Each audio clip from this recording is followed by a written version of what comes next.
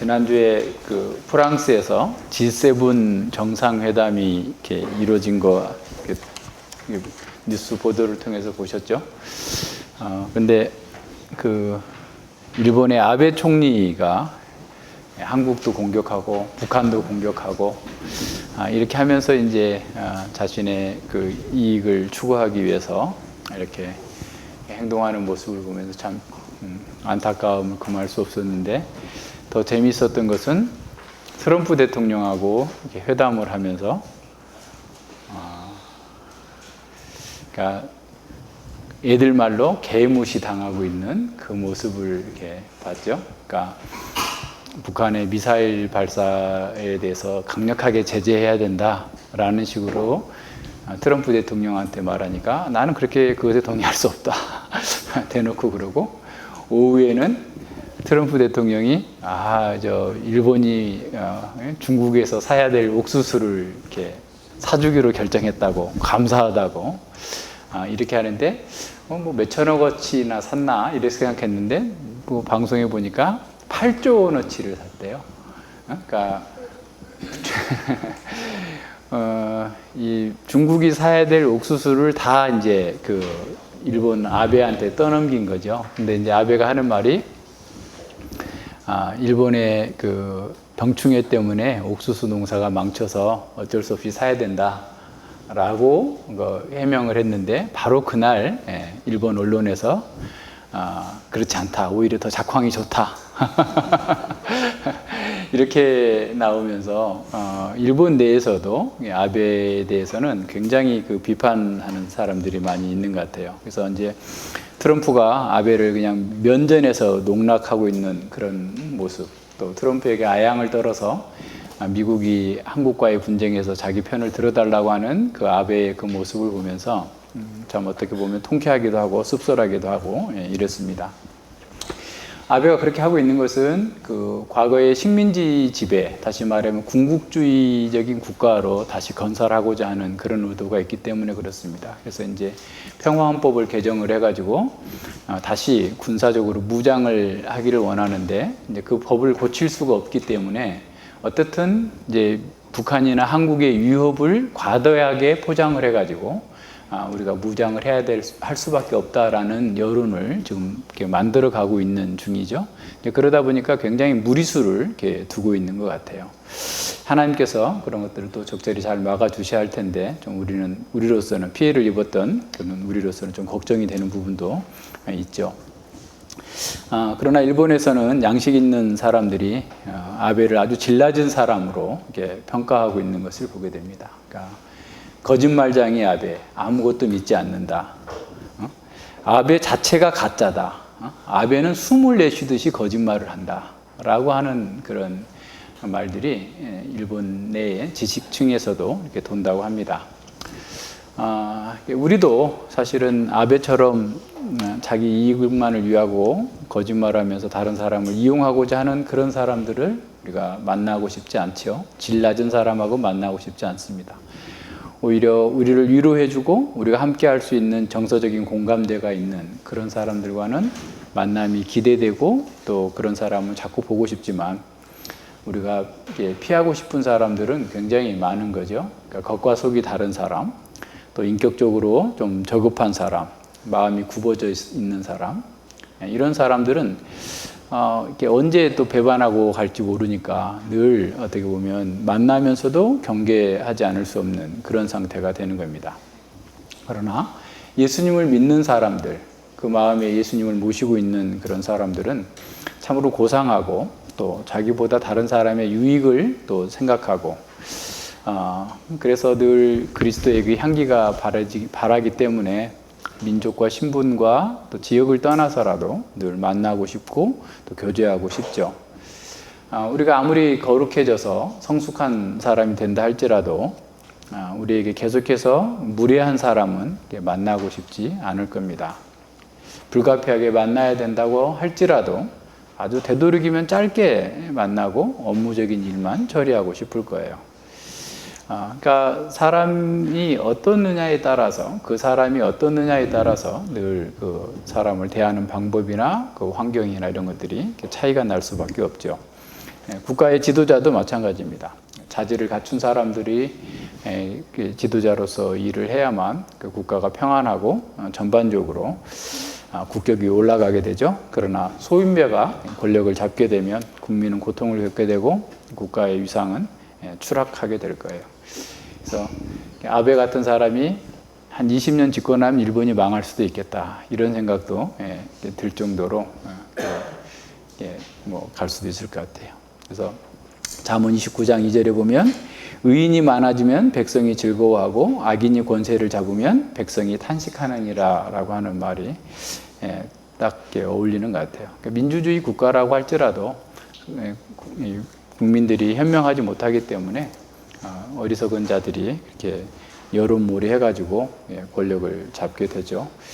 그리고 뭐 환영받으면서 대통령이 된 사람도 퇴임한 이후에도 존경을 받고 환영받는 경우는 별로 없는 것이 또 세상 일이기도 합니다. 문제는 우리가 어떤 사람이냐라는 거죠. 우리는 다른 사람들에게 대해서 이렇게 정말 기쁨을 주고 또 교제하고 싶고 만나고 싶은 사람인가, 또 그렇게 환영받는 사람인가. 근데 그건 다른 게 없어요. 하나예요, 하나. 예수님을 우리 마음의 왕으로 모시는 사람. 그러니까 예수님의 종은 어디에서나 어떻게 보면 바르게 행동할 거다라고 하는 전제를 우리는 하게 됩니다. 그래서 우리는 어떤 사람을 만날 때 그 사람이 정말 예수님을 왕으로 모시고 있는가, 하나님을 왕으로 모시고 있는가, 그걸 살피는 거죠. 만약에 그게 없다면 다른 모든 것들이 다 갖춰졌다 할지라도 그분을 신뢰할 수가 없는 겁니다. 목회자들도 마찬가지죠.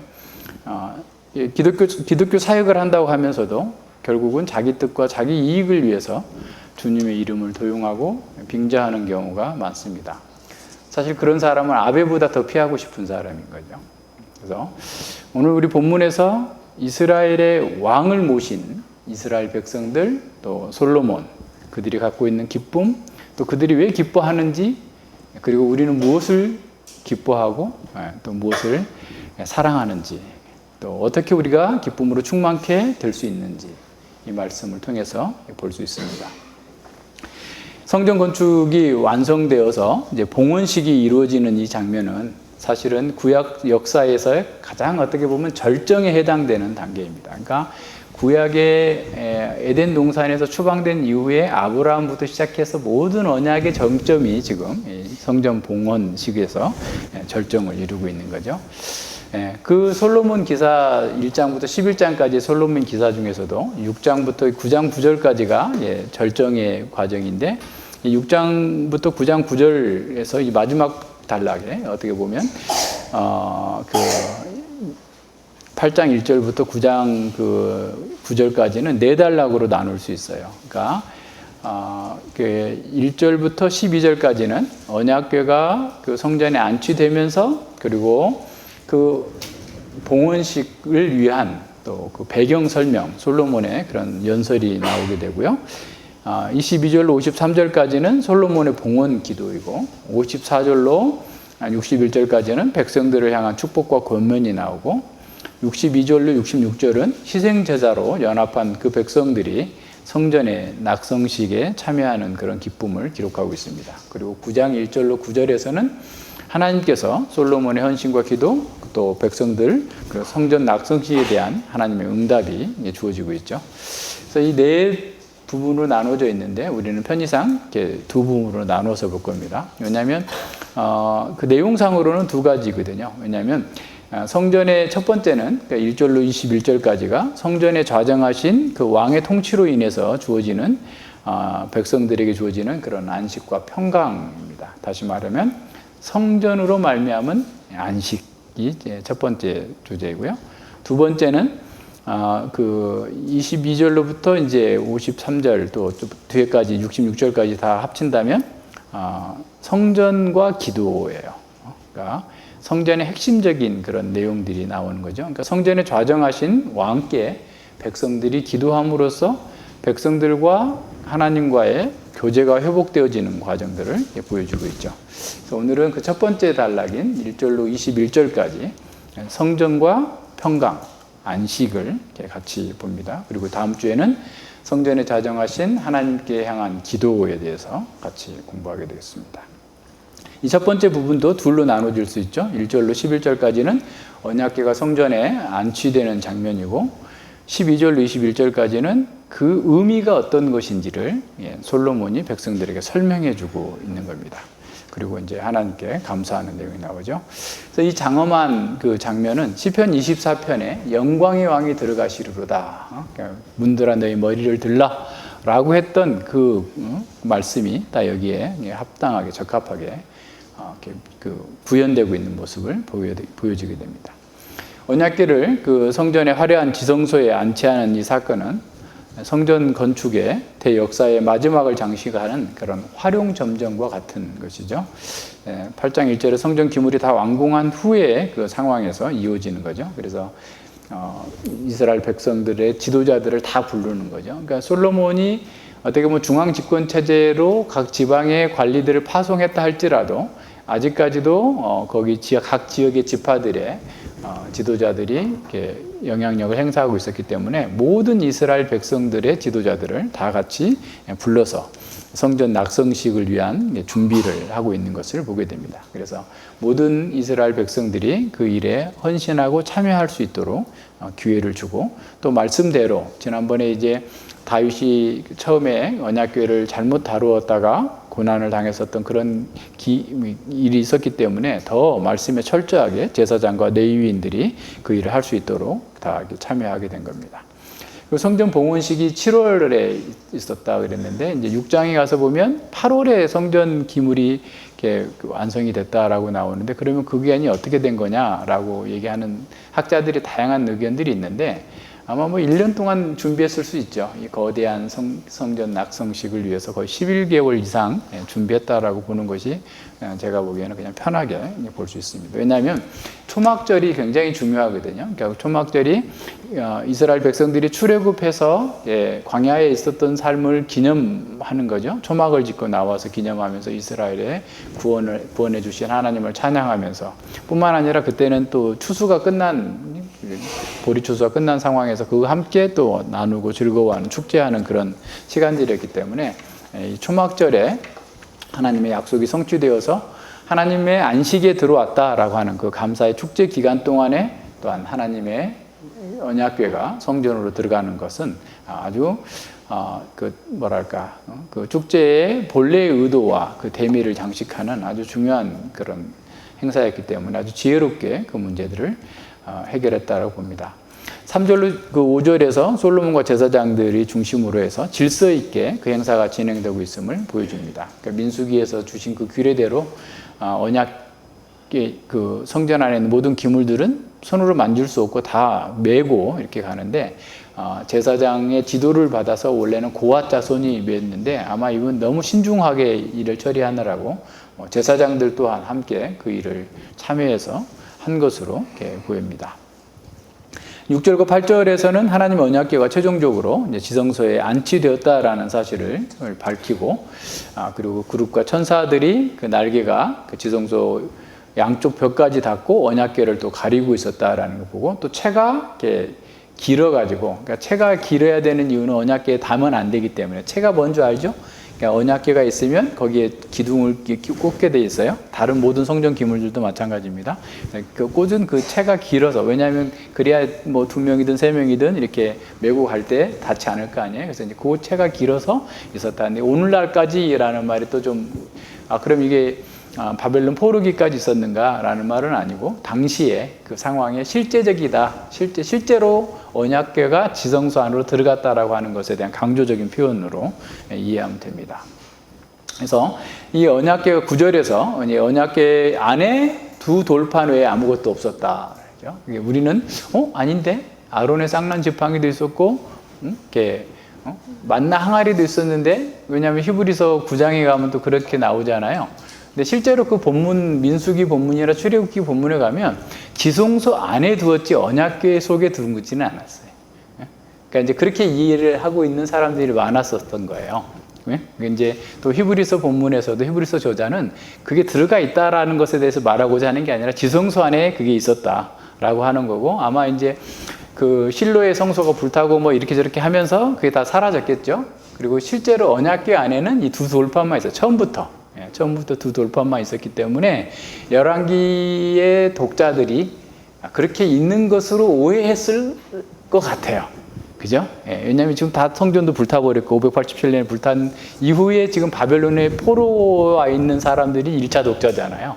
1차 독자들 생각들 속에는 거기 언약궤 속에 모세의 쌍난 지팡이도 있고 만나 항아리도 있었을 텐데 라는 오해가 있었기 때문에 그 안에는 모세의 두 돌판만 있었다 라고 하는 표현을 여기다 더 강조해서 추가해주고 있습니다. 그러니까 여기서 중요한 것은 뭐냐면 하나님께서 왕으로 등극하셨는데 그 왕으로 등극하시는 그 보좌의 발등상에 하나님의 율법의 돌판이 있었다. 이제 십계명 공부하신 분들은 아시겠지만 십계명에서 우리가 본 것처럼 이 한쪽 돌판에는 1계명부터 4계명, 두 번째 돌판에는 5계명부터 10계명까지 있는 게 아니고 각각에 다 10계명씩이 다 기록된 그 두 개의 돌판이 있었던 거예요. 자, 이 내용들에 대해서 구약학자 덤브렐이라고 하는 호주에 있는 구약학자는 이렇게 설명해 주고 있습니다. 이 두 돌판이 언약궤가 지성소에 들어가 있다라는 사실에 대해서 하나님의 통치와 관련해서 이와 같이 설명하고 있어요. 법궤와 여호와의 왕권 사이의 연결이 이루어졌다고 한다면 법궤와 그 안에 담긴 내용물은 어떻게 그 왕권이 행사되는가에 대한 암시를 제공해요. 무슨 말인지 알겠어요? 그러니까 법궤가 하나님의 왕권을 상징하는 거라고 한다면 법궤 안에 담겨 있는 내용물, 다시 말하면 십계명 두 돌판은 그 하나님의 왕권이 어떻게 행사되는가에 대한 암시를 제공해 주고 있단 말이에요. 말하자면 이스라엘에 대한 하나님의 통치를 받아들이는 것은 선포된 하나님의 말씀에 따르는 형태를 취하도록 되어 있었다. 여기서 십계명의 계시는 이스라엘에 의해 언제나 결정적이자 우선적인 것으로 생각되었으며 그것은 이스라엘의 국가적 삶 그리고 그에 따른 각 이스라엘 사람들의 개인적 반응이 운영되는 방식의 본질적인 안내를 제공하는 것으로 간주돼요. 다시 말하면 십계명 그 계시 자체는 이스라엘이 어떻게 국가적인 삶을 이루어갈 것이고 어떻게 개인적으로 하나님 앞에서 살 것인가에 대한 본질적인 안내를 제공하는 것이었단 말이에요. 그래서 하나님의 말씀이 있는 곳에 하나님의 임재가 있고, 늘 제가 했던 말이죠. 하나님의 말씀이 있는 곳에 하나님의 임재가 있는 거예요. 다른 맥락에서 잘 알 수 있는 바와 같이 구약은 말씀으로 표현되는 하나님의 능력과 함께 말씀이 매개하는 하나님의 임재를 부각시킨다. 그러니까 구약은 말씀으로 표현되는 하나님의 능력과 함께 말씀이 매개하는 하나님의 임재를 부각시킨단 말이에요. 그리하여서 법궤와 성소, 즉 왕권의 요구들과 하나님의 통치의 상징 사이에 밀접한 관계가 언제나 유지되었다라고 얘기하고 있어요. 아주 뛰어난 학자입니다. 그러니까 하나님은 말씀으로 통치하십니다. 성전은 하나님의 지상 왕국이고 그 말씀은 하나님의 통치의 수단인 것이죠. 그래서 하나님의 성전의 외부 공사가 마감되었을 때 하나님께서는 솔로몬에게 찾아와가지고 6장 12절로 13절에서 그렇게 말씀하시잖아요. 내가 이제 이 전을 건축하니 내가 만일 내 법도를 따르며 내 율례를 행하며 나의 모든 계명을 지켜 그대로 행하면 내가 내 아비 다윗에게 한 말을 내게 확실히 이룰 것이요 내가 또한 이스라엘 자손 가운데 거하며 내 백성 이스라엘을 버리지 아니하리라. 성전이 중요한 게 아니었다라는 거예요. 성전이 왜 필요한지를 알아야 되는 거죠. 그래서 인간의 왕은 하나님의 뜻을 대변하는 자일 뿐이고 실제적인 왕은 하나님이셨습니다. 인간 대리자가 하나님의 말씀과 뜻을 전함으로써 하나님의 통치가 구현되도록 하신 거죠. 십계명은 하나님의 성품과 뜻을 요약해 놓은 헌법과 같습니다. 다른 모든 세부적인 법들은 바로 이 십계명에서 나온 것이라고 볼 수 있어요. 이렇게 영광의 왕께서 보좌에 앉아서 통치하실 때 백성들은 평강과 안식을 누리게 됩니다. 주님을 우리 마음에 모셨다는 것은 결국 우리의 마음과 우리의 영혼의 최고의 통치자가 주님이시다라는 사실을 고백하는 거예요. 그러면 주님께서 우리의 마음과 우리의 삶을 통치하시는 방법은 주의 말씀을 따르게 하는 것이죠. 주의 말씀을 따르고 듣고 배우는 거예요. 행하는 거예요. 그래서 잠언 28장 4절에서 율법을 버린 자는 악인을 칭찬하나 율법을 지키는 자는 악인을 대적하느니라 라고 말씀합니다. 만약 우리 마음에서 주님의 말씀과 다른 선택을 하고 그것을 밀어붙인다면 우리는 주님의 통치를 벗어나는 것이기 때문에 고통을 당할 수밖에 없어요.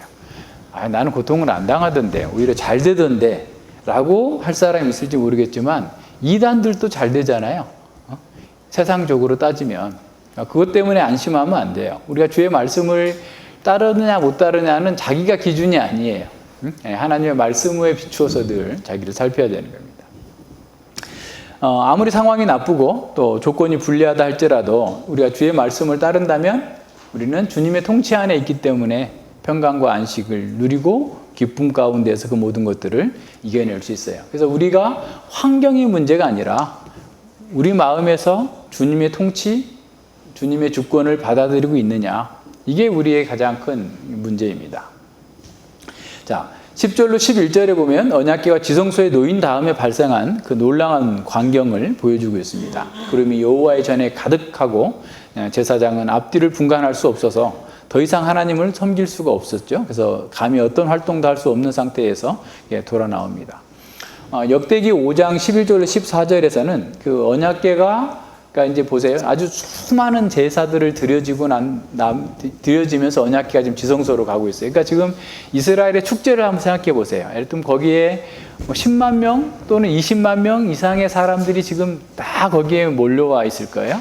근데 다윗성에서부터 지금 성전으로까지, 그러니까 다윗의 집에서부터 언약궤를 이렇게 모시고 오는데 다윗의 집은 솔로몬의 성전과 또 그 왕궁이 있는 데보다 조금 더 남쪽으로 있을 거예요. 그러니까 아마 대략 한 1km 정도나 될까요? 이 정도에서 이렇게 오고 있는 데마다 그 사무엘서에 보면 6걸음마다 제사 드리고 또 춤추고 찬양하면서 이렇게 오는 것과 같은, 그래서 셀 수도 없이 많은 그 제물들이 드려졌다라고 지금 표현하고 있는데, 역대기 기자는 역대기 5장 11절로 14절에서 그 상황을 좀 더 자세하게 펼쳐서 보여주고 있는데, 찬양하고 있는 그 모습을 보여주고 있어요. 그래서 역대기 5장 역대하 5장 11절로 14절에 보면 그 언약궤가 그 지성소에 안치되는 그 과정에서 어떤 일이 있었는지 보여줍니다.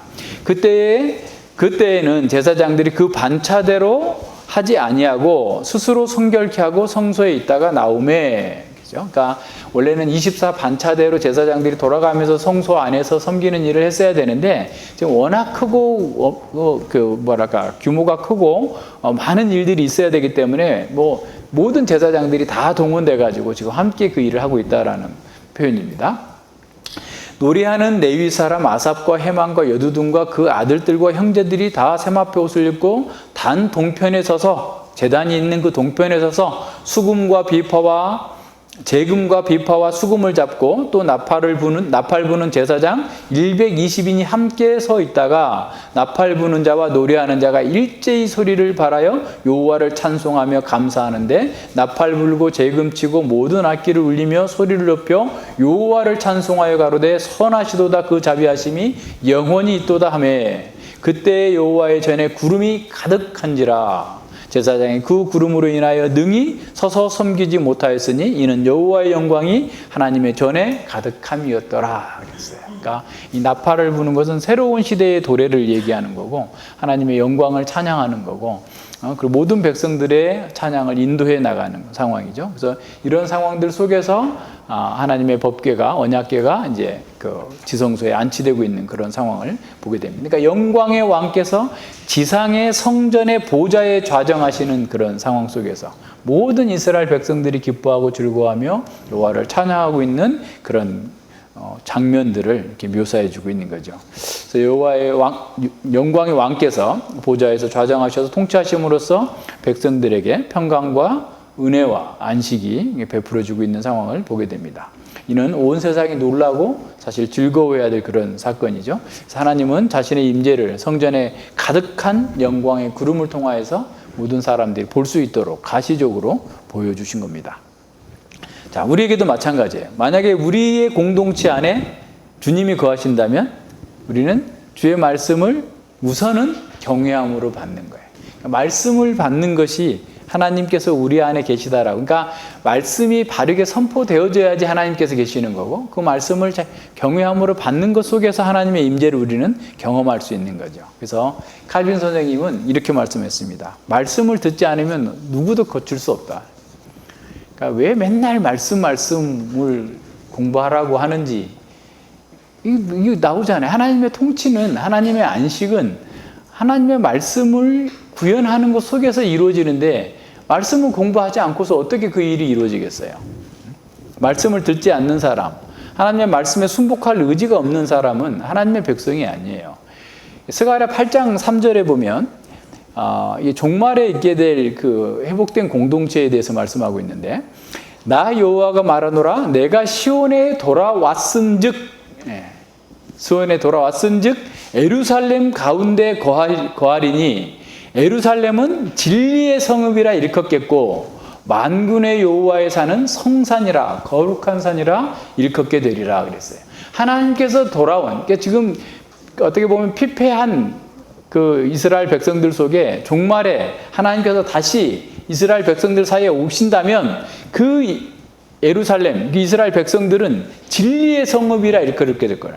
진리의 사람들이라, 진리의 공동체라 라는 이름으로 불리게 될 거고, 여호와의 산 예루살렘 다 어떤 면에서 교회를 가리키는 거예요. 종말에 이루어지게 될 교회는 진리의 성읍이고 여호와의 거룩한 산이라 일컬음을 받게 될 거예요. 왜냐하면 그 속에 여호와께서 계시니까 여호와의 진리가 선포되고, 그 여호와의 진리가 새로운 생명을 낳고, 그 생명 가운데에서 사람들은 진리를 구현하는 것으로서 진리의 성읍이 되는 것이죠. 그러니까 여호와께서 함께 거하심으로써 그 남은 자들 속에 진리의 사람이 되게 하십니다. 생명이 있는 사람들은 그래서 무엇보다도 하나님의 말씀을 사모하는 거예요. 신령한 젖을 사모하는 겁니다. 고난 속에 있어도 하나님의 말씀 때문에 이겨내는 거예요. 그러니까 말씀이 있는 게 가장 복된 건데 우리는 그걸 잘 모르니까 자꾸 다른 걸 원하는 거예요. 그래서 시편 119편 그 92절에서도 주의 법이 나의 즐거움이 되지 아니하였다면 내가 고난 중에 멸망하였으리라. 그러니까 주의 법이, 주의 말씀이 나의 기쁨이 되면 다른 모든 걸 이겨낼 수 있어요. 왜? 하나님께서 함께 하시기 때문에. 우리가 진리의 사람이 되고 진리의 성읍이 되고 여호와의 거룩한 성산, 거룩한 산이 될 것이기 때문에 이겨낼 수 있어요. 이것이 우리가 가장 중요한 겁니다. 이 종말의 시대에 참 성전은 건물이 아니라 하나님의 통치의 수단인 진리에 순복하느냐에 달려있는 겁니다. 사람이 많고 적음의 문제가 아닙니다. 교회에 얼마나 많은 엘리트들이 있느냐가 문제가 아니에요. 진리를 갈망하고 그 진리를 구현하는 사람들이, 정말 순수하게 말씀을 받고 그 말씀에 순복하는 사람들이 있는 곳이 참 성전이고 그들이 진정으로 복 있는 사람입니다. 예전에 제가 알고 있었던 어떤 철학 교수인데, 그분은 맨날 저한테 하는 얘기가 종합대학에 철학과가 없는 것은 몸에 뇌가 없는 거야. 이 사람은 철학 교수인데 자기 과가 철학과가 없어요. 요새는 다 실용적인 과만 하잖아요. 대학 때, 종합대학인데도. 근데 자기가 교양 과목밖에는 못 가르치잖아요. 교양 철학만 가르치니까 진짜 이게 뇌가 없는 학교다. 뭐 이러면서 이렇게 불평을 하는데, 아무리 교회가 크고 예배당이 크고 사람이 많아도 하나님의 말씀이 없으면, 그죠? 엘리트가 많고 뭐 돈도 많고 별짓을 다 해도 하나님의 말씀이 바르게 선포되지 않고 그 말씀에 순복하는 사람이 없다면 그건 뇌가 없는 거나 마찬가지입니다. 목사의 스펙이 아무리 좋아도 신학 박사가 몇 가지 되고, 어떤 사람은 뭐 성교학 박사, 무슨 역사 신학, 또 뭐 성경 신학은 뭐 THM을 2개나 했다고 그러고 막 자기 스펙을 엄청 자랑하는데 보면 말씀을 옳게 분별하지를 못해요. 그게 무슨 의미가 있습니까? 그냥 자기 자랑하는 것 뿐이죠. 하나님의 말씀이 있는 곳에 진리의 성읍이 되고 거룩한 여호와의 성산이 되는데, 그 사람들 속에 8장 보세요. 여러분 한번 집에 가서 읽어보세요. 스가랴 8장 그 3절 이하에 보면 그로 인한 복을 얼마나 많이 누리게 될 것인가가 아주 유형적으로 이렇게 보여주고 있어요. 근데 16, 17절에 보면, 스가랴 8장 16, 17절에 보면 그들이 거짓말하지 않는다. 다시 말은 무슨 말이냐? 하나님의 말씀을 그대로 지킨다라는 거예요. 진리대로 산다라는 거예요. 율법을 따라 사는 사람들의 공동체가 될 거다라는 겁니다. 그렇게 될 때 8장 20절, 스가랴 8장 20절 23절에서 이렇게 말씀하십니다. 만군의 여호와가 말하노라. 그 후에 여러 백성과 많은 성읍의 거민이 올 것이라. 이 성읍 거민이 저 성읍에 가서 이르기를 우리가 속히 가서 여호와를, 만군의 여호와를 찾고 여호와께 은혜를 구하자 할 것이면 나도 가겠노라 하겠으며, 많은 백성과 강한 나라들이 예루살렘으로 와서 만군의 여호와를 찾고 여호와께 은혜를 구하리라. 만군의 여호와가 말하노라. 그날에 방언이 다른 열국 백성 10명이 유다 사람 하나의 옷자락을 잡을 것이라. 곧 잡고 말하기를 하나님이 너와 함께 하심을 들었나니 우리가 너희와 함께 가려 하노라 하리라 그랬어요. 진리의 사람, 진리의 공동체에 방언이 다른 민족들까지 와서 그 옷자락을 잡고 그들에게 복종하면서 하나님께서 너희와 함께 계신 것을 우리가 들었으니 나도 너희들과 함께 하나님의 말씀을 듣고 하나님께 순종하며 복을 누리겠다라고 할 거라는 거예요. 방언이 다른 사람들도, 우리와 세계관이 다른 사람들도, 생면부지의 어떤 사람들도 우리가 진리를 따라 사는 것을 보고 내가 너희 하나님께 복종하리라 하고 나와야 정상 아니겠어요? 그러니까 이런 진리의 사람, 진리의 공동체는 뭔가 함부로 할 수 없는 그런 무게가 있고 거룩함, 또 고상한 그런 삶이 있는 거예요. 능력이 있는 겁니다. 아무리 외모가 훌륭하고 장엄하다 할지라도 주님이 거하지 않는 사람, 그런 공동체에는 경건의 무게가 느껴지지 않고 경박하고 소란스러운 것들만 나타납니다. 하나님이 안 계시는데 무슨 무게가 있겠어요? 인간의 무게가 얼마나 되겠어요? 시편 62편 9절에서 이렇게 말씀합니다. 진실로 천한 자도 헛되고 높은 자도 거짓되니 저울에 달면 들려 입김보다 경하리로다. 다 스스로 잘났고 똑똑하다고 하는데 한번 대보자. 하나님의 저울에 대보자. 그랬더니 입김은 훅 내려가고 이 사람은 올라가는 거예요. 장관이나 대통령이나 국회의원이나 박사나 그 모든 사람들을 좁고 천칭 저울로 따지고 놓아봤더니 입김이 더 무거워서 이들이 다 올라간다는 거예요. 표준 세번역에서는 이렇게 번역했더라고요. 신분이 낮은 사람도 입김에 지나지 않고 신분이 높은 사람도 속임수에 지나지 아니하니. 신분이 높으니까 뭐가 있으니까 뭔가 있는 것처럼 하고 뭐가 속에 있는 것처럼 하지만 달아보니 속임수였다. 너도 입김보다 별거 없다. 이 말씀하고 있는 거예요. 그들은 모두 다 저울에 올려놓아도 다 합쳐서 이 세상 사람 다 갖다 올려놔도 하나님의 저울에 올려놔도 입김보다 가벼울 것이다 라고 말씀하고 있어요. 명문대 출신, 신학 박사, 국회의원, 장관, 대통령, 재벌, 하나님 보시기엔 입김보다 가벼운 거예요. 그걸 가지고 무게 잡으면서 다른 사람 무시하는 사람들, 우리가 무시해버려. 입김보다 가벼운 게 까불고 있어. 말로 하지 말고 속으로. 그렇게 할 수 있어야 되는 거예요. 우리가 진리의 사람이면 우리가 진정으로 진중하고 무겁고 고상하고 힘있고 하나님을 모신 사람답게, 하나님을 우리의 마음의 왕으로 모시고 있는 사람답게 진정으로 무게 있는 사람이 우리 아니에요? 우리보다 더 무거운 사람이 어디 있어요? 하나님이 없는 인간들이 아무리 무게를 잡을지라도 아무것도 아니에요. 요즘에 그 정치인들 말하는 거 보면 야, 우리 사회가 너무 강팍해져 있다라는 생각을 해요. 도대체 입에 담을 수 없는 그런 말을 이렇게 공당의 국회의원들이 막 대변인들이 하는 말을 보면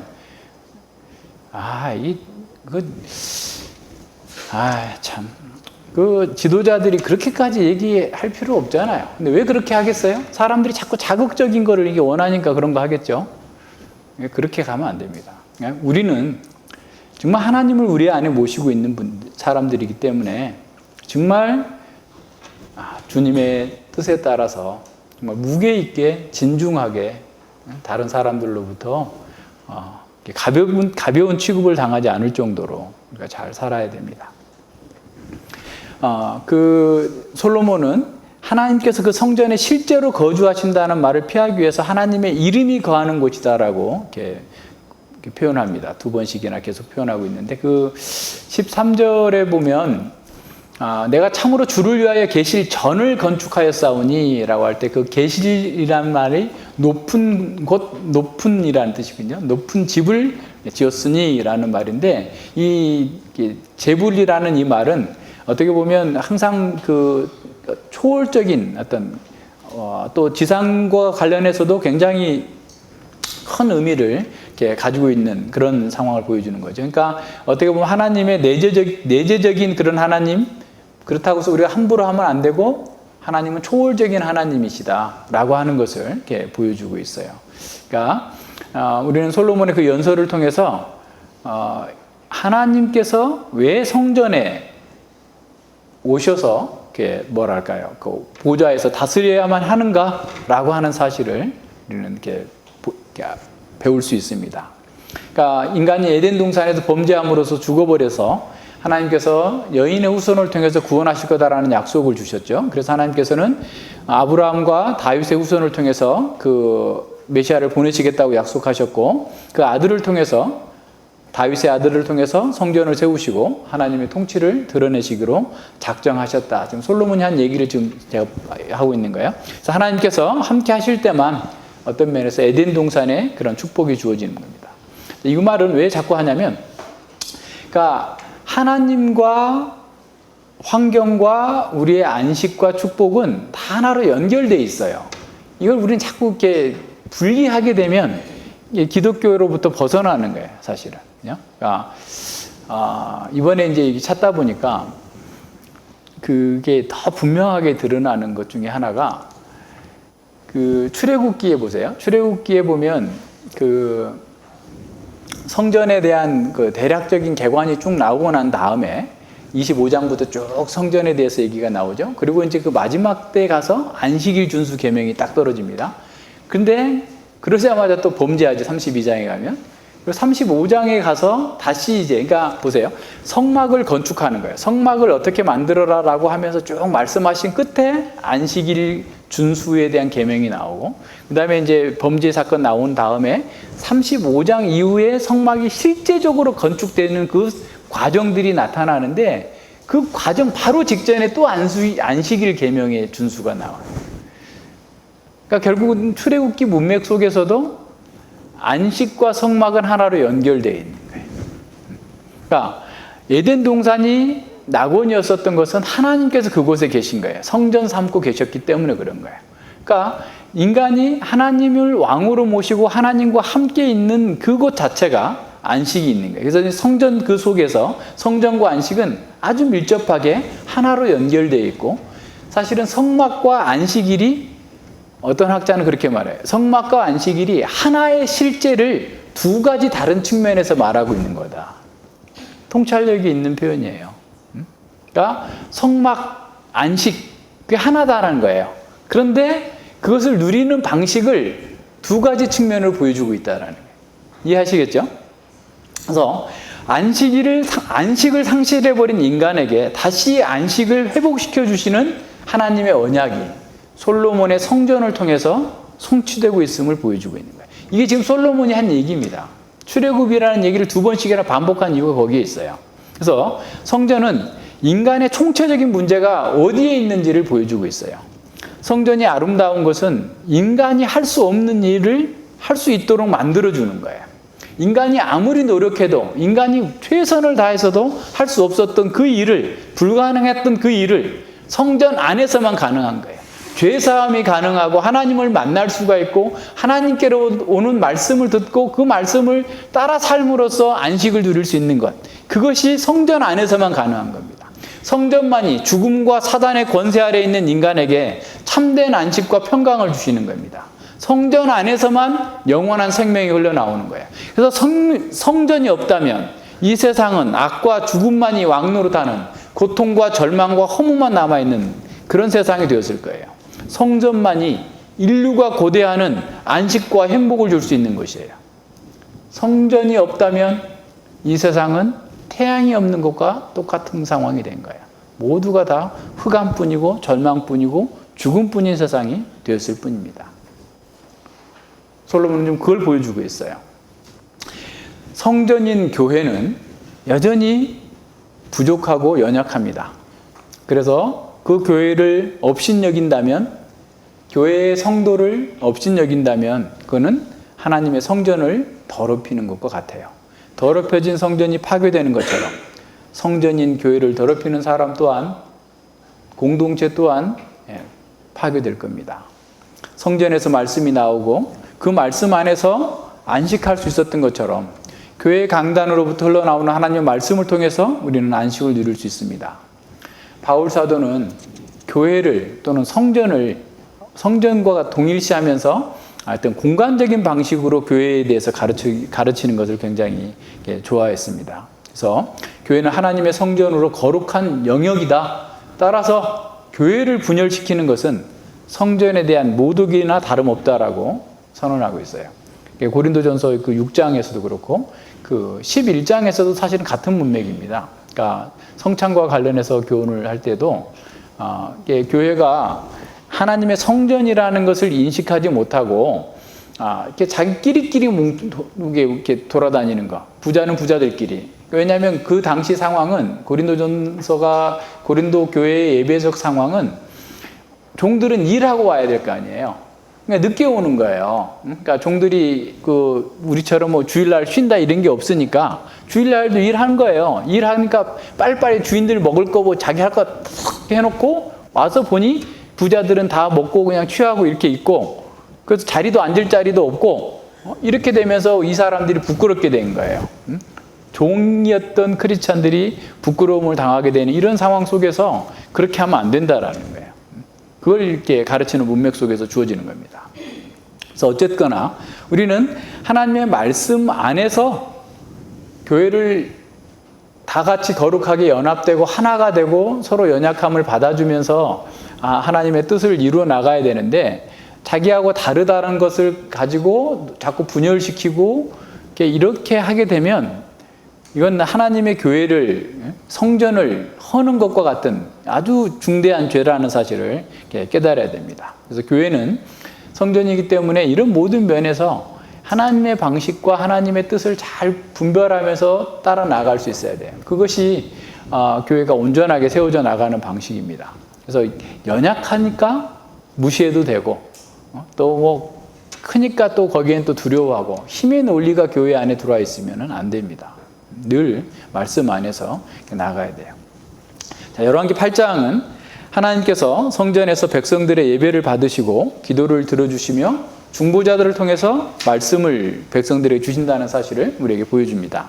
하나님께서 성전에 영광스러운 왕으로 임재하신다는 사실은 백성들에게 하나님께서 그에게서 멀리 떨어져서 존재하시는 분이 아니라 그들 중에 그들과 함께 그들을 통해서 활동하신다라는 사실을 우리에게 보여줍니다.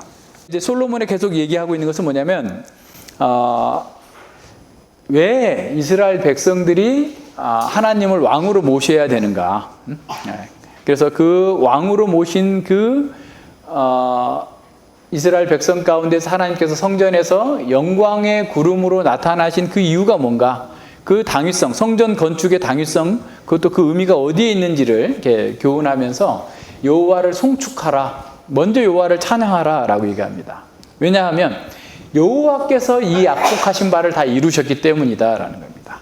그러니까 솔로몬의 연설의 아주 핵심적인 부분은 어디냐면, 여호와께서 언약을 이루셨고 주권적으로 그 모든 일들을 이루어내셨다라고 하는 것으로 보여줘요. 그래서 이제 다윗에게 줬던 그 나단을 통해서 다윗에게 줬던 그 다윗의 언약을 핵심적으로 요약하면서 그 말씀을 이렇게 전하고 있는 거죠. 그래서 솔로몬의 연설에서 요점은 성전 건축은 인간의 필요에 의해서 만들어진 것이나 또 인간의 자랑이나 인간의 영광을 위해서 그런 것이 아니라 하나님의 구원 역사의 정점이다라는 사실을 보여줍니다.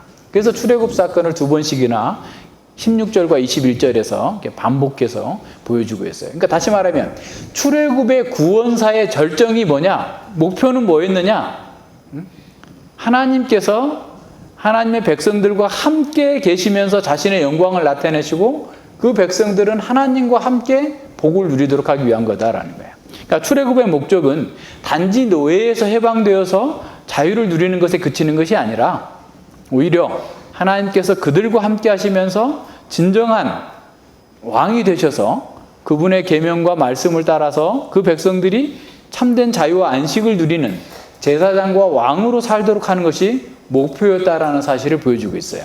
그러니까 사사시대에는 이 사실을 몰라가지고 계속해서 고통을 겪게 됐죠.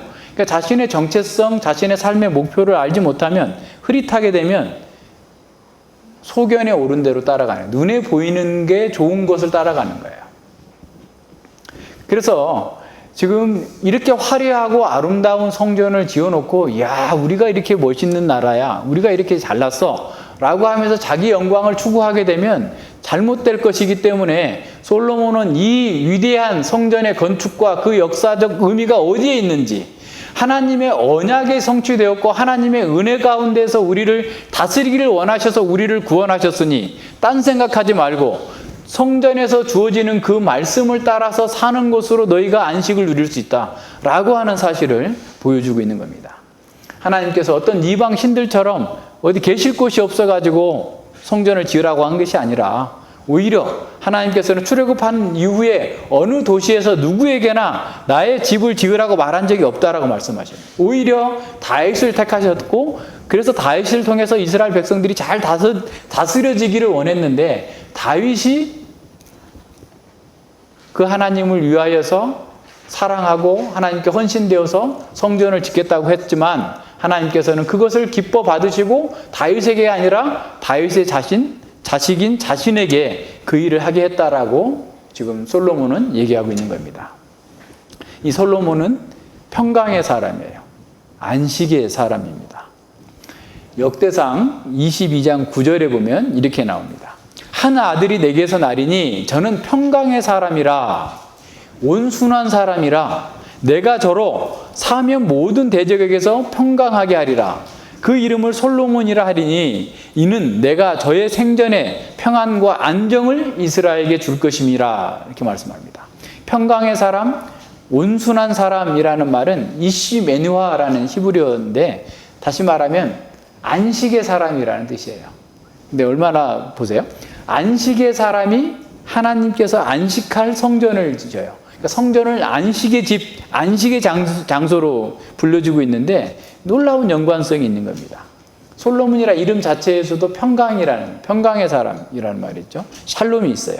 그러니까 하나님의 말씀을 풀어보면 성전은 하나님의 안식의 집인데 다른 사람이 아니라 안식의 사람이 건축하게 될 것이다라는 거예요. 솔로몬은 하나님께서 바로 이 약속을 이루기 위해서 모든 일을 주관하시고 섭리하셨다라고 하는 사실을 백성들에게 선언합니다.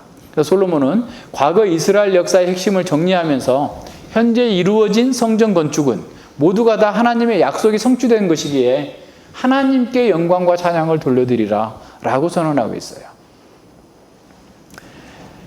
그리고 21절과 20절과 21절에서 솔로몬은 하나님의 뜻을 따라서 순종하는 그 마음으로 성전을 지었고 드디어 하나님께서의 임재의 상징이고 언약을 상기시키는 그 언약궤를 지성소 안에 안치하기에 이르렀다라고 하는 사실을 이렇게 밝힙니다. 그래서 그 의미를 설명해 주고 있는 거죠. 그래서 솔로몬은 성전 건축을 통해서 자신과 백성들이 교만해지지 않도록 어떤 면에서 경계해 주고 있는 겁니다.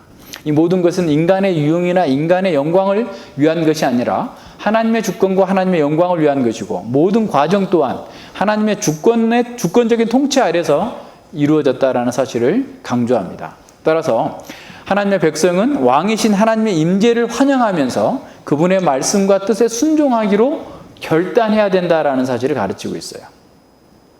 그리고 하나님의 통치로 인해서 주어지는 안식과 평강은 하나님의 영광과 하나님의 은총을 찬양하는 것으로 나타나야 된다라고 하는 사실을 이렇게 보여주고 있죠. 자, 이런 부분들을 잘 생각해 보시면서 이렇게 보면 좀 더 분명해집니다. 그래서 이제 8장의 부분들을 이렇게 좀 보시고요. 그러니까 자, 성전은 그 두 번째, 나가며 두 번째 달라봅니다. 성전은 하나님의 임재를 구현하는 가장 중요한 장소였습니다. 에덴 동산 자체가 성전이었던 것이죠. 하나님께서 함께 계셨고, 또 사람은 하나님을 예배하면서 하나님의 뜻을 대행하는 위임받은 왕으로 살면서 안식과 평강을 누렸습니다. 선악을 알게 하는 나무, 다시 말하면 하나님의 절대 도덕적인 기준에 준수하면서 생명의 부유함을 누렸죠. 그러나 인간이 하나님의 법을 어기고 범죄함으로써 죄와 사망에 종살이 하면서 안식과 행복을 상실한 채 고통과 슬픔에 잠겨 살게 되었습니다. 인간이 안식과 행복, 생명과 기쁨을 다시 얻을 수 있으려면 어떻게 해야 될까요? 사람들은 환경을 개발하고 그래서 완벽한 에덴 동산처럼 그런 환경을 만들고 생명과학을 발전시켜서 질병 없는 건강한 그리고 오래 사는 그런 사람을 만들면 될 거다라고 생각합니다. 그래서 이것을 위해서 최선의 노력을 다하고 있죠.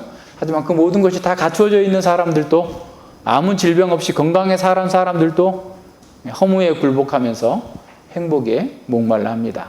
그 이유는 무엇일까요? 하나님이 계시지 않기 때문에 그렇습니다. 하나님의 통치를 거부하고 자신이 왕이 되어 있기 때문에 그렇습니다. 하나님의 진리를 거부하고 사단의 거짓말을 따르기 때문에 그렇습니다. 사람은 하나님이 임재하시는 장소인 성전에서 나오는 하나님의 뜻을 따라서 살 때 최고의 기쁨과 안식을 누릴 수 있음을 우리에게 보여줍니다. 성전과 안식은 창조 때부터 하나로 연결되어 있고 현재도 그렇고 앞으로도 그렇고 영원히 그렇게 되도록 결정되어 있어요. 연결되어 있습니다. 다시 말해서 인간의 행복과 안식, 생명과 기쁨은 하나님의 임재와 통치 안에서 하나로 연결되어 있습니다. 애고방 바로는 사단을 이렇게 보여주는 그런 존재죠. 사단이 왕노릇하는 이 세상에서 생명과 안식을 누리려면 임마누엘 하신 성전이신 예수님 안에 있어야만 됩니다. 앞서 본 것처럼 출애굽의 목적도 성전과 안식으로 하나로 연결되어 있어요. 그래서 출애굽기 15장에 보면 그 모세의 노래, 미리암의 노래에서 나오는 것처럼, 근데 중요한 것은 그 노래에서 이스라엘 백성과 이스라엘 백성들은 가나안 땅을 주의 성결한 초소, 주의 기업의 산, 주의 초소, 주의 선으로 세운 성소라고 노래하고 있어요. 그 왜 그래요? 주님께서 그곳에 함께 계시기 때문에. 그러니까 에덴의 이미지를 잔뜩 들어가지고 구원받은 우리의 목적은 곧 하나님과 함께 있는 것입니다 라고 하는 사실을 고백하고 있는 겁니다. 그래서 하나님께서 거하시는 땅, 하나님께서 통치하시는 그 땅이 주님의 성결한 초소고 주님의 왕궁이고 그 땅에 거하는 백성들은 그 주님의 통치를 받으면서 안식과 평강을 누립니다. 하나님의 통치는 말씀의 통치, 의의 통치이기 때문에 그 통치 안에서 공의와 사랑, 평강과 안식을 누릴 수 있습니다. 하나님의 통치가 있는 곳에 악과 불의가 수치를 당하게 됩니다. 반역자들이 교만하게 나서지 못하게 되고 혼돈의 세력들이 제압을 당하고 죄가 억제되고 하나님의 백성들이 안정과 번영을 누립니다. 하나님의 통치는 그분의 백성들을 괴롭게 하는 모든 악과 불의와 거짓을 제압하고 환경에도 복을 주십니다. 그래서 하나님께서 다윗을 선택하셨을 때 시온도 선택했다라고 이렇게 말씀해 주고 있는데 그 시편 132편에서 이렇게 설명하고 있습니다. 132편 11절 14절 여호와께서 다윗에게 성실히 맹세하셨으니 변치 아니하실 것이라 이르시기를 내 몸의 소생을 내 위에 둘지니라 내 자손이 내 언약과 저희에게 교훈하는 내 증거를 지킬진대 저희 후손도 영원히 내 위에 앉으리라 하셨도다. 여호와께서 시온을 택하시고 자기 거처를 삼고자 하여 이르시기를 이는 나의 영원히 쉴 곳이라 내가 여기 거할 것은 이를 원하였음이로다. 예루살렘과 성전은 역사를 초월하는 그런 중요성이 담겨져 있어요. 성전이 다윗을 상징하는 장소에 세워졌다는 것으로는 충분한 이해가 되지 못합니다. 성전의 기초는 태초에 이루어졌고 성전의 위상은 시간의 순환을 초월하고 영원하다라고 선언합니다. 그 성소를 시편 78편 69절 그 성소를 산의 높음같이 영원히 유티시 땅같이 지으시며 여호와를 의인한 자는 시온산 요동치 아니하고 영원히 있음 같도다. 영원하다라는 거예요. 성전은 단지 이스라엘 백성들에게만 복을 주는 장소로 머물지 않습니다. 성전에 어떻게 반응하느냐에 따라서 민족과 개인의 운명이 결정됩니다. 우리 시편 99편 1절로 5절에서 이게 아주 분명하게 보여주고 있어요. 여호와께서 통치하시니 만민이 떨 것이요 여호와께서 그룹 사이에 좌정하시니 땅이 요동할 것이로다. 여호와께서 시온에서 광대하시고 모든 민족 위에 높으시도다. 주의 크고 두려운 이름을 찬송할지어다. 그는 거룩하시도다. 왕의 능력은 공의를 사랑하는 것이라. 주께서 공평을 견고히 세우시고 야곱 중에서 공과 의를 행하시나이다. 너희는 여호와 우리 하나님을 높여 그 발등상 앞에서 경배할지어다. 그는 거룩하시도다. 온 땅이 아니는 시온의 보좌에 앉아서 큰 기쁨, 혼돈의 세력들을 제압하시고 다스리시는 그 하나님께 어떻게 반응하느냐에 따라 달라진다라는 사실을 보여주고 있습니다. 따라서 예루살렘 성전은 종말에 이루어질 최종적이고 보편적인 구원의 상징이 되었습니다. 이것도 한번 보세요, 뒤에. 미가서 1장 1절로 4절에 보면 말일에 이르러 여호와는 여호와의 전의 산이 산들의 꼭다기에 굳게 서며 작은 산들 위에 뛰어나고 민족들이 그리로 몰려갈 것이라. 곧 많은 이방이 가며 이르기를 오라 우리가 여호와의 산에 올라가서 야곱의 하나님의 전에 이르자. 그가 그 도로 우리에게 가르칠 것이라. 하나님의 왕권을 인정하면서 많은 민족들이 교회로 이렇게 몰려올 텐데 그게 몰려오는 이유가 뭐냐? 하나님께서 그 도로 자신들을 가르칠 것이기 때문이다라는 거예요. 우리가 그 길로 행하리라 하리니 그 도를 가르침을 받고 그 도로 행하겠다라고 하면서 사람들이 몰려온다는 거예요. 그러니까 말씀을 공부하기 싫으면 교회 안 와도 돼요. 오해하면 안 되고 어쨌든 그럴 정도로 말씀이 중요하고 말씀을 따라 사는 게 중요하다라는 거예요. 자, 이는 율법의 시온에서부터 나올 것이요 여호와의 말씀이 예루살렘에서부터 나올 것이기 때문이다라는 거예요. 그러면서 그렇지 않으면 보세요. 그가 많은 민족 중에 심판하시며 먼 곳 강한 이방을 판결하시리니 무리가 그 칼을 쳐서 보습을 만들고 창을 쳐서 낫을 만들며 이 나라와 저 나라가 다시는 칼을 들고 서로 치지 아니하며 다시는 전쟁을 연습하지 아니하고 각 사람이 자기 포도나무 아래와 자기 무화과 나무 아래에 앉을 것이라. 그들을 두렵게 할 자가 없으리니 이는 만군의 여호와의 입이 이같이 말씀하시니라. 메시아 시대의 축복이 이렇게 말씀을 통해서 성전을 통해서 이루어질 것이다 라고 하는 사실을 보여주고 있는 거예요. 하나님의 성전에서 나오는 그분의 말씀의 통치를 받을 때 진정한 행복, 진정한 평화, 영원한 안식이 주어집니다. 성전을 통해서 나오는 이 안식은 하나님의 말씀이 순수하게 전해지고 그 말씀이 구현되는 것을 통해서 이렇게 누릴 수 있습니다. 이스라엘 백성들이 오해했던 것은 성전만 가면 의식만 행하면 제사만 드리면 다 된다라고 생각하는 거예요. 그것을 중요하게 여겼어요. 실제로 성전에서 나오는 하나님의 말씀을 무시해버린 거예요. 오늘날 교회도 마찬가지 아니에요? 예배는 많아요. 기도회도 많아요. 많은 활동은 많아요. 그런데 말씀이 없어요.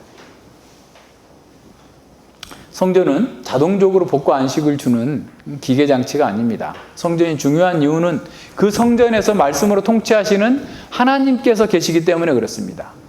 성전이 완공된 후 350년이 지나서 성전은 파괴가 돼요. 왜 그랬어요? 이걸 망각했기 때문에 그래요. 성전에서 수많은 종교 행위를 하면서도 성전에서 주어지는 그 말씀은 다 버려버린 거예요. 성전이 파괴되었을 때 이스라엘 백성들이 느낀 그 절망감과 상실감, 그 고통은 에레미야 애가에서 우리가 본 것처럼 얼마나 고통스럽습니까? 성전 파괴는 하나님의 임재의 상실을 의미했습니다. 성전도 예루살렘도 다윗 왕가도 다 파괴돼 버리고 끊어져 버린 상황 속에서 절망에 빠진 그 포로들을 한번 생각해 보십시오. 다시 바벨론 제국의 노예가 되어서 모든 자유를 박탈당하고 노예 생활하고 있는 그 포로들에게 무슨 희망이 있었겠어요? 그런데 그 절망 가운데에서 하나님의 약속이 주어집니다. 하나님은 타락한 예루살렘 성전은 파괴하실 것이지만 바벨론의 포로로 잡혀와 있는 포로들 가운데에서 자신이 성소가 되어주시겠다라고 말씀하시겠어요. 에스겔서 11장 16절입니다.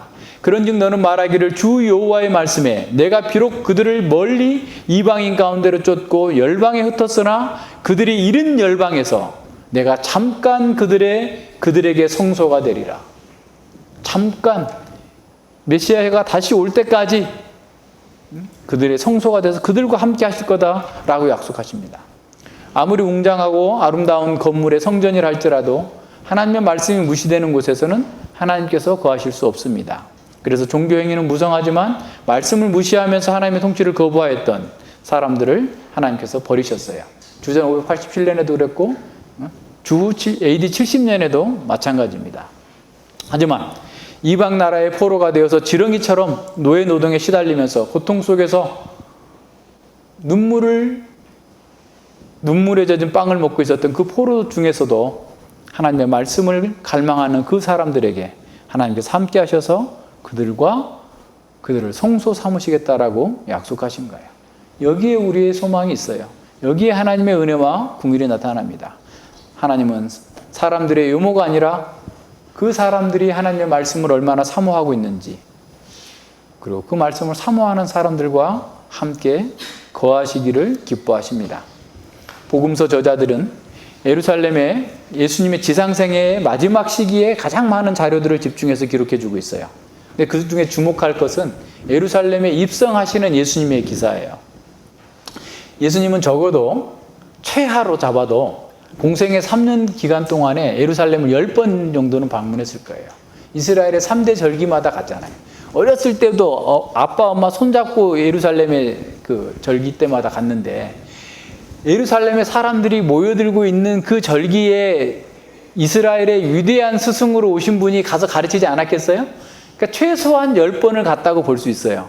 그런데 복음서 저자들은 어떻게 보면 마지막에 십자가에 못 박히시기 전에 예루살렘 방문한 것에 대해서 포커스를 맞춰서 그 내용만 집중적으로 기록하고 있어요. 왜 그랬을까요? 예수님의 예루살렘 입성이 마치 솔로몬이 언약궤를 성전 지성소로 옮기는 일처럼 중요했기 때문일 거예요. 예수님이 지금 왕으로 등극해야 될 그 상황에서 왕으로 받아들이지 않고 있는데, 마지막에 지금 예수님이 가셔서 왕으로 등극하기 직전의 그 상황을 보여주고자 하는 겁니다. 예루살렘에 입성하시는 영광의 왕을 보았던 사람들은 시편 118편 26절을 인용하면서 호산나 구원하소서라고 외쳤습니다. 은혜와 진리가 충만하신 영광의 왕, 예수님께서 그 성전에 입성하시는 그 일은 역사를 뒤집는 반전에 시작되는 그 순간이었어요. 따라서 솔로몬이 언약궤를 옮길 때보다 더 성대하고 더 영광스럽게 예수님이 입성하셔야 됐습니다.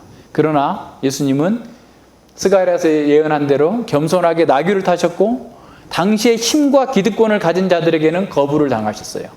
찬송으로 가득해야 될 예루살렘은, 나팔을 불면서 찬송해야 될 그 예루살렘은 예수님을 알아보지 못하고 소동에 휩싸였습니다. 예수님은 많은 무리와 제자들 그리고 어린아이들의 입에서 나오는 찬송을 받으셨으나 얼마 지나지 않아서 그 모든 사람들로부터 배척을 당하셨습니다. 영광의 왕이 지금 성전에 오셨는데 이와 같은 대우를 받고 있는 거예요. 하지만 예수님의 예루살렘 입성은 메시아가 시온에서 오신다는 종말론적 소망이 성취되는 바로 그 사건이었습니다. 특별히 마가복음 11장에서는 청전 성결 사건과 열매 맺지 못하는 무화과 나무에 대한 저주를 말씀하시면서 종교 행위에 열중하는 자들의 그 멸망과 참 성전이신 예수님 안에서 이루어질 새로운 성전을 가르치고 계십니다. 예수님이 성전의 영광의 왕으로 오셨음에도 불구하고 그분을 거부한 자들, 그분을 왕으로서 받들기를 거부하는 자들은 결국 멸망을 당했습니다. 예수님은 솔로몬 성전의 파괴를 예언하던 에레미야 선지자의 예언을 인용하면서 너희는 광도의 구려를 만들었도다 라고 책망하고 헤롯 성전의 파괴를 선언하십니다. 동시에 예수님께서는 메시아 시대의 축복을 시행하십니다. 성전에 들어올 수 없었던 소경과 저름바리들을 성전 안으로 데려와서 그들을 치유해 주시면서 새로운 성전 안에서 이루어지게 될 치유와 회복의 사건들을 나타내 보여주시고 있는 거예요. 그래서 예루살렘 성전이 본래의 기능을 하지 못하여 멸망하게 되지만 참 성전인 예수님을 환영하고 받아들이는 자들에게는 불가능한 것이 없을 것이라는 사실을 가르치십니다. 마가복음 11장 20절로 24절입니다. 저희가 아침에 지날 때에 무화과 나무 뿌리로부터 마른 것을 보고 베드로가 생각이 나서 여짜오되 랍비여 보소서 저주하신 무화과 나무가 말랐나이다. 자, 이 마가복음 11장을 우리가 다 공부했을 거라고 생각하지만 다시 보면요. 마가복음 11장에 보면 무화과 나무 저주 사건이 나오고 성전 청결 사건이 나오고 그 다음에 무화과 나무가 마른 사건이 나와요. 그래서 이 무화과 나무는 앞서도 얘기했지만 메시아 시대에 어떻게 보면 이스라엘이 포도나무와 무화과 나무 아래서 각기 안식해야 될 상황. 그래서 무화과 나무는 이스라엘을 상징하는 거예요. 입이 무성하다라고 하는 것은 종교행위가 많았다라는 것을 의미합니다.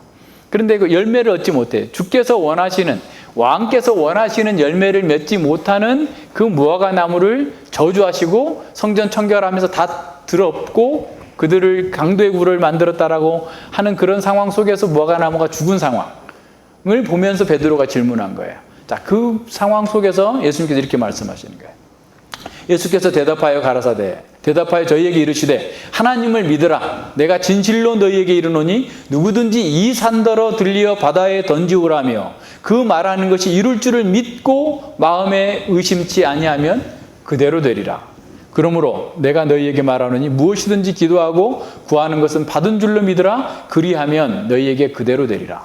자, 이 말은 그러니까 이 산더러 명하여 바다에 던지우라. 이 말은 아람어의 속담이에요. 무슨 말이냐?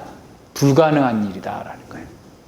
그러면 하나님을 믿고 예수님, 참 성전인 예수님 안에 기도하면 불가능한 일이 가능해질 거다라는 말씀이에요. 그럼 불가능한 일이 가능한 일이 뭐예요? 이 세상에서 가장 불가능한 일이 뭐예요? 죽음에서 살아나는 거예요. 그러니까 예수님, 참 성전인 예수님 안에서 예수님을 믿고 예수님 안에서 기도하면 죽어있던 사람들이 생명을 얻게 되고 사단의 권세 아래에 있던 사람들이 하나님의 아들의 나라로 옮겨지게 될 것.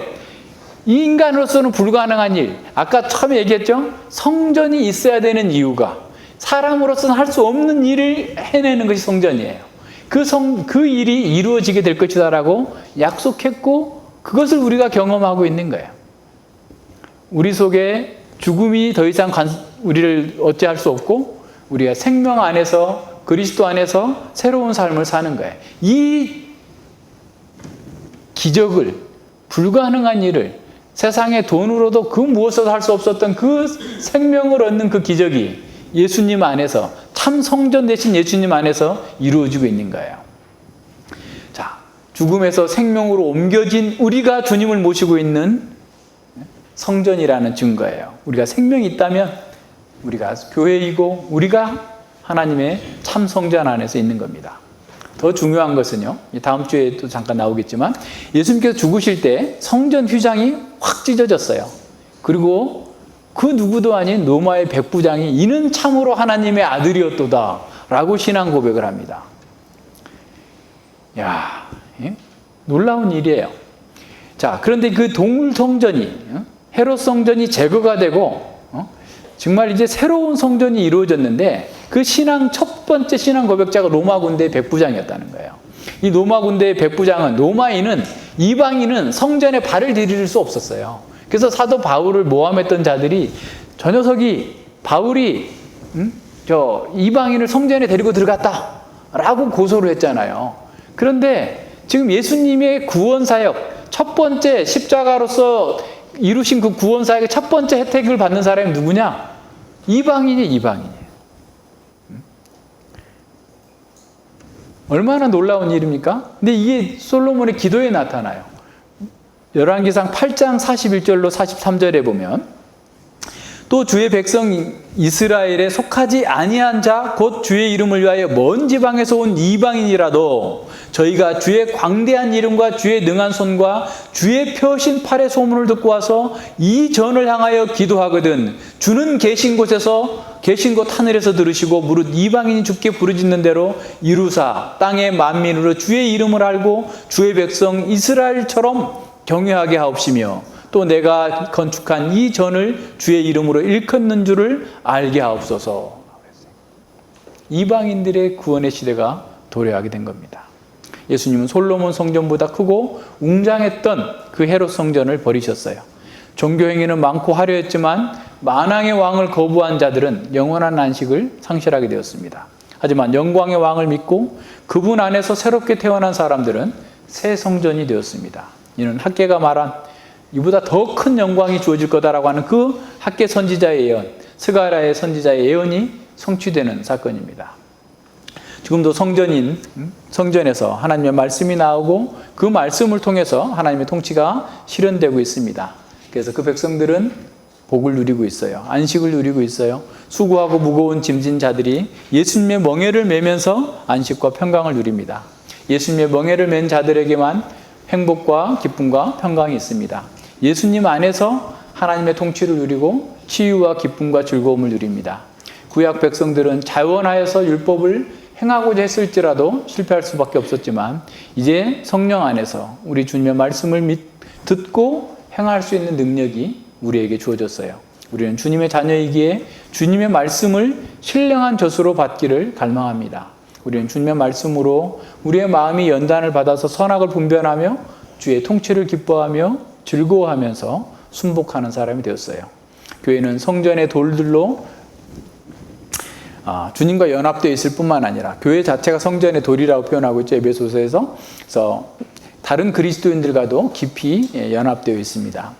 주님의 가족으로서 교회는 하나님의 거처가 되었습니다. 우리는 살아있는 돌이신 부활하신 예수 그리스도와 연합되어 있기 때문에 우리 또한 산 돌들이 되어 있어요. 우리 성전은 주님이 다시 오실 때까지 계속해서 증축 중인 건물이나 마찬가지예요. 그래서 완전하지 않고 부족한 부분들이 있습니다. 하지만 하나님은 미완공된 바로 이 불완전한 교회 안에 거하십니다. 그래서 우리가 부족하지만 우리는 진동치 못할 하늘의 예루살렘입니다. 그래서 우리가 이런 것들을 잘 기억하고 성전이 그냥 단지 옛날에 과거에 그때는 그랬어. 그게 아니고 오늘 우리에게 장차 극치에 이르게 될 하나님 나라에서 성전이 어떠한 의미가 있는지를 잘 기억하면서 그 말씀 가운데서 우리에게 주어진 것들을 잘 생각해 봐야 됩니다. 기도합니다. 예, 하나님 아버지 감사를 드립니다. 우리가 하나님의 은혜 가운데에서 참으로 죄와 사망과 저주 아래서 영원한 멸망을 당할 수밖에 없던 자들이었는데 주님께서 성전으로 오셨고 또 우리에게 왕이 되셔서 참으로 우리의 모든 죄악에서 우리를 억압하는 그 사단의 사슬에서 저희들을 구원해 내시고 참으로 말씀과 또 은혜로 저희들을 통치하여 주심으로 말미암아서 우리가 더 이상 죄와 사망과 정욕의 노예가 되지 아니하고 하나님의 말씀 가운데서 진정한 평안과 자유를 누리면서 만족하며 주님 나라의 영광을 누리며 살아갈 수 있도록 은혜 주심을 감사를 드립니다. 하나님의 말씀이 계속해서 이렇게 쏟아져 내려온다 할지라도 우리가 들을 귀가 없으면 늘 우리는 그 말씀을 따라 행할 수도 또 그 말씀의 의미를 본의를 깨달을 수도 없는 자들임을 고백합니다. 주님께서 오늘 저희들이 받은 이 말씀 또한 참으로 복된 말씀으로 저희가 잘 받고 그 말씀을 구현하는 것으로 우리가 복을 누리고 하나님께 영광과 찬양을 돌려드리며 또 온 세상에 하나님의 은혜가 충만케 되도록 온 세상으로 성전이 확대되어 줄 수 있도록 우리에게 주어진 사명을 잘 감당할 수 있도록 함께하여 주시옵소서. 감사드리며 예수님 이름으로 기도드립니다. 아멘.